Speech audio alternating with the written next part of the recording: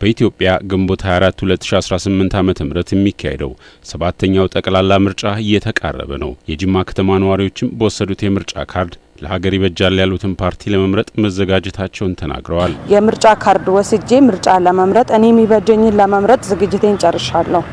እኔ ይሄ ምርጫ ለመድረሴ እጅግ በጣም ደስታ ነው የሚሰማኝ። በመቀጠልም ደግሞ እንደ ትልቅ ሰርግ እየጠበቀን የምንገኘው ምርጫ ነው። ስለዚህ ሁላችንም ይሄንን ምርጫ ለመምረጥ ዝግጅታችንን ጨርሰናል። ምርጫ እኔ የሚበጀኝን ለመምረጥ የሚያስፈልገኝን ነገር ሁሉ አሟልቼ እዚህ ደርሻለሁ። በተሰጠን የዲሞክራሲያዊ መብት ለሰባተኛ ጊዜ የምናደርገው ሀገር አቀፍ ምርጫ እስካሁን ያሉትን ምርጫዎች ተሳትፌያለሁ። የዘንድሮውንም ምርጫ ካርዴ ወስጄ የምርጫውን ቀን ግንቦት 24ን በመጠባበቅ ላይ ይገኛለሁ። በተሰጠኝም በዚህ እድል ተመራጭ ሲሆን ውጤቱንም በደስታ ተቀብዬ ለመኖር ሙሉ ለሙሉ ዝግጁ ነኝ። ተዘጋጅቻለሁ። የምርጫ ካርድ በተመለከተ ወስጃለሁ። እንደተጀመረ በአንደኛው ቀን ነው የወሰድኩት። እኔ ብቻም ሳይሆን እንዲሁ ቤተሰቦቼ እንደሚወስዱት አድርገን በሰልፍ ነው ሄደን የወሰድነው ለመምረጥ። እንደዛ መልሱን ለመመለስ ቀኑን የጠበቅነው ነው በጉጉት። ነዋሪዎቹ እንደሚገልጹት በአካባቢያቸው ሲከናወኑ የሰነበቱ የፖለቲካ ፓርቲዎች የምርጫ ምልክት ማስተዋወቅና መሰል የቅድመ ምርጫ እንቅስቃሴዎችን በንቃት መከታተላቸው በምርጫው ዙሪያ በቂ ግንዛቤ እንደፈጠረላቸው አንስተዋል። ዲሞክራሲያዊ መብታቸውን በአግባቡ እንደሚጠቀሙም ተናግረዋል።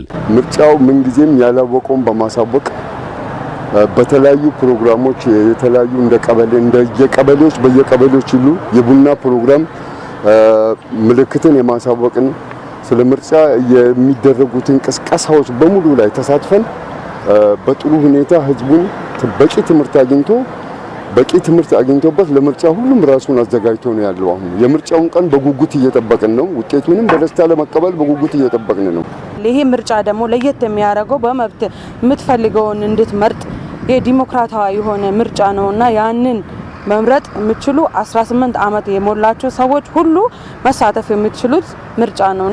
በጣም ደስተኛ ሆኜ ያገኘሁት ይሄ ነው። እስካሁንም ድረስ ስንመርጥም ነበር። ይሄ በጣም ውስጤ ተደስቶበትና አምኖ የተቀበለ ውስጤ ይሄ ነው እና ተቀብለናል። ለመመረጥም ተዘጋጅተን ከነ ቤተሰቤ ከነ 7 ጎረቤቴ ጨምር በድምጽ መስጫው ቀን ማልዶ በመውጣት በምርጫው ላይ በነቂስ ለመሳተፍ ተዘጋጅተናል ያሉት የጅማ ከተማ ነዋሪዎቹ ምርጫው የተረጋጋና ሰላማዊ እንዲሆን የተጣለብንን የዜግነት ኃላፊነት እንወጣለን ብለዋል። እኔ እንደ አንድ ጅማ ነዋሪ ወጣት ይሄ ምርጫ ሰላማዊ እንዲሆን ከኔ የሚጠበቀው ነገር ሁሉ ለማድረግ ዝግጁ ነኝ። እንዲሁም ደግሞ የመሳሰሉት ሌሎች ልጆችም ይሄንን ለማድረግ ዝግጁ ናቸው ብዬ አስባለሁም ናቸውም። ስለዚህ ይሄ ምርጫ ሰላማዊ እንዲሆን የበኩላችንን ካጠገባችን ካለው ነገር አንጻር ሁሉም ነገር ላይ መስራት አለብን ብዬ አስባለሁ። እኔ እንደ አንድ ሰው ማለት ነው። ዜጋው በውጤቱ ያመጣውን በራሱ ዲሞክራሲያዊ መብት ተጠቅሞ በመረጠው አካል መተዳደር ትልቅ ታሪክና ድል በመሆኑ በደስታ ተቀብሎት መኖር አለበት። ዜጎች በወሰዱት የምርጫ ካርድ ይበጀኛል፣ ሀገርን ይመራል ያሉትን ፓርቲ መምረጥ እንዳለባቸው ያስታወሱት ነዋሪዎቹ በመረጡት መንግስት መተዳደር ትልቅ ታሪክና ድል በመሆኑ ከምርጫው በኋላም የምርጫውን ውጤት በጸጋ እንደሚቀበሉ አንስተዋል።